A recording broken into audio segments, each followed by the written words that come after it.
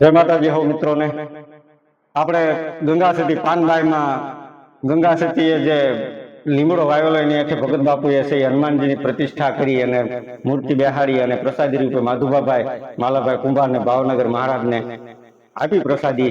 ત્યાં સુધી આપણે પહોંચ્યા હતા અને આગળ પછી તો ભગતના જીવનમાં અનેક પ્રસંગો એવા અવારનવાર બનતા જાય.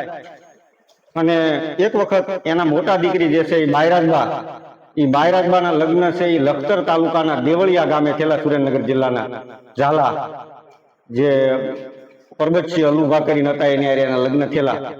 હવે પછી સમય એમના પ્રસાર તો થાય, એકવાર બાયરાજબા છે એ આવેલા પિયર હમડિયાળા અને પછી બરોબર જવાની તૈયારી કરી. એટલે એ વખતે તો ગાડા રસ્તા વેરડા જોડીને જવાનું, એ વેરડું જોડીને બરોબર જે બાયરાજબા જાય છે એમાં અંધારું થવા આવ્યું અને આમ હમી હાન ઢળી ગઈ અને કોઈ એક ગામ નહોતું દેખાતું. એ વખતે બરોબર રસ્તામાં ગાડું છે એ કાંક જે કાંઈ બન્યું હોય, ગાડામાં શું બન્યું એ જાણવા મળ્યું નથી, પણ ગાડામાં કાંઈક મિસ્ટેક આવી, જે કાંઈ આવી બળદ ગાડામાં કાંઈ પાટો ફરી જાવ, બળેલ નીકળી જાય, ધરો ભાંગી જાવ, જે કાંઈ થયું પાટલું ભાંગી જાવ, એવું ઘટના બની. એટલે હવે એ વખતે અંતરિયાળ રસ્તો શું કરવું? બાયરાજબાને આમ પોતાના બાપુ ઉપર ભરોસો, અને વાત તો મૂળ ભરોસાની જ છે, કારણ કે હૈયાના ભાવથી જો કરો આંકલો તો ઢીંગલો ચીથરા તણો ધૂણે. કારણ કે જો તમારો હૈયાનો ભાવ સાચો હોય ને તો કોઈ પણ રૂપે ભગવાન તમારી આવીને મદદ તો કરે, એ 100%ની વાત છે. પણ જો વાત વિશ્વાસની છે, વિશ્વાસ તમારામાં જો હોય તો કોઈ દિવસ ભગવાન છે એ તમારું કામ ક્યાંય અટકવા જ ન દે. અને એવી રીતે અને પછી બાયરાજબાઈએ ત્યાં આગળ મનોમન ભગત બાપુનું સ્મરણ કર્યું, ભગત બાપુને આજીજી કરી કે હવે આ રસ્તો છે બાપુ, હું હવે આ રસ્તામાં આવી રીતે અધવચ્ચે હું શું કરું? એમ બધા હતા માણસો, પણ અધવચ્ચે તો પછી શું થાય? એમ પછી અચાનક બરોબર એ બધા ગાડા ને મૂંઝવણમાં એ બેઠા હતા ત્યાં એક મિસ્ત્રી ત્યાંથી નીકળ્યો, ઓજાર સહિત ત્યાંથી નીકળ્યો. હવે યોગાનું યોગ કાંઈ ભગવાને મોકલ્યો હોય, ભગતને પ્રાર્થના કરીને ભગતે પ્રાર્થના કરીને મોકલ્યો હોય, ચમત્કાર ગણો કે જે કાંઈ ગણો હોય, પણ એ અંતરિયાળ રસ્તાની અંદર એ વખતના સમયમાં ત્યાંથી મિસ્ત્રીનું નીકળવું, યોગાનું યોગ, કાંઈ ભગવાનનો સંદેશો ગણી શકાય, જે કાંઈ ગણી શકાય. પણ ટૂંકમાં એ મિસ્ત્રી આવી અને જે કાંઈ ગાડામાં તકલીફ હતી, બળદ ગાડામાં, એ તકલીફને દૂર કરી અને રવાના થઈ ગયા. અને પછી બાયરાજબા છે એ જે દેવળિયા ગામે ગયા ને એના બાપુ કહળશંગ ભગતની વાતું કરતા ધરાતા નહોતા. એને એમ થતું હતું હું મારી મદદ કરી. અને હકીકત છે, કોઈ માણસ મૂંઝવણમાં આવે ને પછી મૂંઝવણની અંદર માણસ આવે અને મૂંઝવણ એની પાર પડે તારી માણસ રાજી બહુ થાય. એવું બાયરાજબાએ આ ઘટના બની. પછી તો ભગત એમના એનો જીવનક્રમ ચાલુ છે, ભક્તિમાં ચાલુ છે, ઠેઠ સુધી ભગવાન સુધી પહોંચી જવાની શક્તિ એનામાં આવી ગઈ. ભગવાનની હારે કદાચ વાતું કરતા હશે તો ભગવાન જાણે. આવું સરસ મજાનું જીવન. ગંગા સતીના રાજપરા છે એ ભગત બાપુ આવેલા, એટલે રાણપડામાં અમરાજી બાપુ જે સરવૈયા હતા, એ અમરાજી બાપુ એને પ્રસાદી રૂપે કાંઈક માગ્યું કે બાપુ, ભગત બાપુ મને કાંઈક આપો. તો પછી એને શીશમની એક છડી હતી ચાંદીની કુંડલી વાળી, ઈ અને એક માળા હતી. ઈ માળા આપી અને કાને રોજ દીવા ધૂપ છે એ કરજો.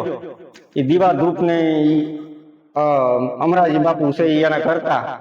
પછી તો એના સમયની અંદર એના પોત્ર અને એના પ્રપોત્ર કાંઈક દારૂ, માંસ, મટન કેવું અડવાનું ને એવું ભગત બાપુએ ના પાડેલી કહળશંગ ભગતે, એટલે કાંઈક અડ્યા હશે. પછી એમ કહેવાય છે કે એના પરિવારમાં કોઈ આવું કરે એટલે ગાંડા થઈ જતા.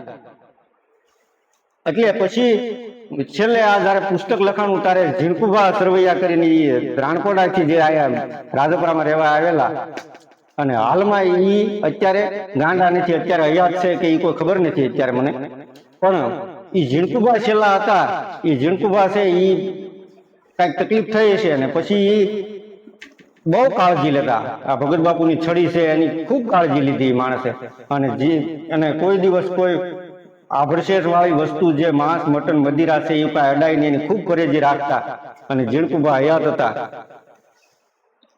ભગત બાપુ છે એ પોતાના જીવનમાં ક્યારેક ક્યારેક આવી રીતે આવેશમાં આવે અથવા તો કાંઈ દયા આવી જાય ને કરુણા ફૂટે અને આવું કાર્ય કરતા કે કોઈને બચાવવાના, મદદ કરવાનું કાર્ય કરતા. પણ ગંગા સતી હતા ને એ ભગતને વારંવાર ઠપકો દીધા કરતા કે ભગત જોજો, આપણે જ્યાં પહોંચવાનું છે ને યા જો આપણે બીજાને જાણ થાય ને તો નહીં પહોંચી શકીએ. કદાચ ગંગા સતીનું એવું કહેવાનું છે કે આપણે ઈશ્વર સુધી પહોંચી જવું છે, અને ઈશ્વર સુધી પહોંચી પણ ગયા બંને, પણ છતાંય ગંગા સતી છે એમ કીધા કરતા કે આપણે ઈશ્વર સુધી પહોંચવું છે ને એમાં આપણને રૂકાવટ ન થાય ને એનું ધ્યાન તમે રાખજો. પણ તોય ભગત બાપુ છે એ અવારનવાર એને દયા આવી જતી, કરુણા આવી જતી એના જીવનમાં. એટલે આવું ક્યારેક એમથી બને અણબને પણ આવો ચમત્કાર થઈ જતો, અને લોકોમાં પછી ક્યાં સુધી વાત છાની રહે. આવું એના જીવનમાં બન્યા કરતું. પછી તો એક વખત ભગત બાપુ છે સવારમાં પરોઢીએ દિશાએ જવા માટે નીકળેલા. હવે દિશાએ જવા નીકળ્યા એટલે એના ગામના હમડિયાળાના ભીમાભાઈ કરીને જે ભરવાડ હતા, એ ભીમાભાઈ ભરવાડની ગાય છે એ ભગત બાપુ એ ન્યા આગળ મરેલી પડેલી જોઈ કોઈ હતું નહીં આજ. કારણ કે ભીમાભાઈ છે એ તો જે દલિત સમાજના હતા એ લોકોને કહેવા વયા ગયેલા કે ભાઈ અમારી ગાય મરી ગઈ છે એટલે તમે એને લઈ જાઓ.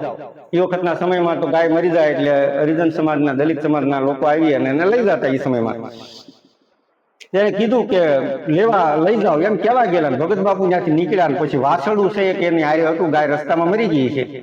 એ વાછરડાની ભગત બાપુને ખૂબ દયા આવી ગઈ. એને એમ થયું કે આ વાછરડું હવે તડફડ છે અને હું અહીંયા હોઉં અને આવું બને.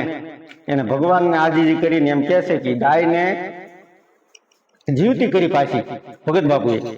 અને પછી જયારે ભીમાભાઈ અને જયારે જે દલિત સમાજના માણસો આવ્યા ત્યારે એને ત્યાં ગાય પડેલી જોઈ નહીં. અને પછી ભીમાભાઈને સમાચાર મળ્યા કે ભગત ત્યાંથી નીકળ્યા હતા સવારમાં દિશાએ જવા માટે, અને એને પછી ગાયને ઊભી કરી.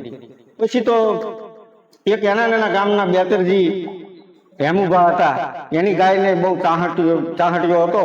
અને જે કડવાટ કહેવાય, આપણે નાની ઝાર હોય એને કડવાટ થઈ હોય, પાણ પાયા પેલાની ઝાર હોય, એટલે એ કડવાટને એ બહુ લાગી ગયેલો. એટલે એની ભગત બાપુને દયા આવી ગઈ. નાનું એવું વાછરડું, એટલે ઘણી વાર એ કરુણાવશ બની જતા ભગત બાપુ છે. એ કરુણાવશ બની જાય એટલે છૂટકે એનાથી આવું કઈ બની જતું. ભગવાનને આજીજી કરે ને ભગવાન એનું કામ કરતા. જેમ દેહ ભગતની ચોકી ભગવાન આવીને ભરી જતા, એમ ભગતનું કામ આવી રીતે એ કરીને વયા જતા ભગવાન, એની કોઈને જાણ ન થતી.